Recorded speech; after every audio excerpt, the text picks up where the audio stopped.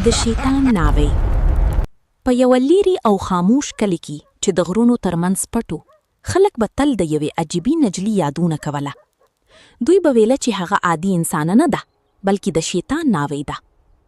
دا کیسه د زرغونې په نوم د یوې ښکلې نجلۍ وه چې سترګې یې د شپې په شان تورې او جوړې وې. زرغونه د کلي تر ټولو ښکلې نجلۍ وه، خو هیڅکله به یې له خلکو سره ډېرې خبرې نه کولې. هغه به اکثره د ماښام وروسته له کوره ووتله او د جنګل په لور به لاړه. خلک به ویریدل، خو هیچا به جرأت نه کوه چې هغې پسې لاړ شي. یو ځوان هلک چې نوم یې حامد وه، د زرغونې سره مینه پیدا کړه. هغه به تل فکر کوه چې دا ټولې خبرې یوازې د خلکو وهم ده. یوه شپه حامد پریکړه وکړه چې د زرغونې راز معلوم کړي. هغه د شپې په تیاره کې د هغې تعقیب وکړ. زرغونه ورو ورو د جنګل جوورو ته ننوتله، تر څو یوې زاړې او ویجاړې کلا ته ورسېده. دا کلا د کلونو راهیسې پرېښودل شوې وه، خو له دننه به عجیبي رڼا او غږونه راتل. حامد له لرې نه کتل، زړه یې په زور زور درزېده. ناڅاپه زرغونه د کلا دروازه خلاصه کړه او دننه لاړه. حامد هم ورو ورو ورپسې ورننوت. کله چې هغه دننه شو، نو حیران پاتې شو. زه راغلم لکه څنګه چې تا غوښتل. هغه مخلوق وخندل، یو یخ او ویرونکې خندا.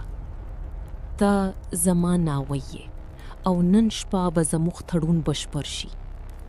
حامد د هر څه واورېدل، بدن یې یخ شو. هغه پوه شو چې خلک رښتیا وایي. زرغونه انسانه نه وه، بلکې د شیطان سره تړلې وه.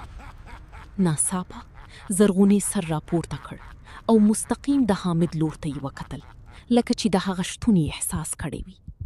هغې ور وویل، ته باید دلته نه وی راغلی. هغه مخلوق هم ور ووشت او په قهر یې وویل، اوس چې هغه دلته دی، هغه به هیڅکله ژوندي ونه وځي.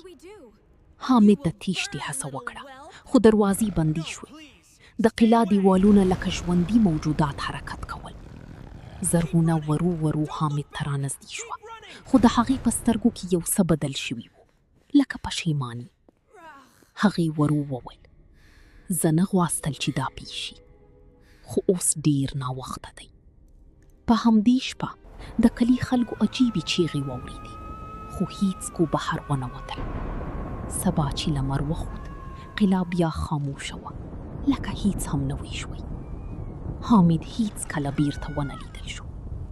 او زرغونه، هغه لا هم د شپې په تیاره کې ګرځي، د خپل راتلونکي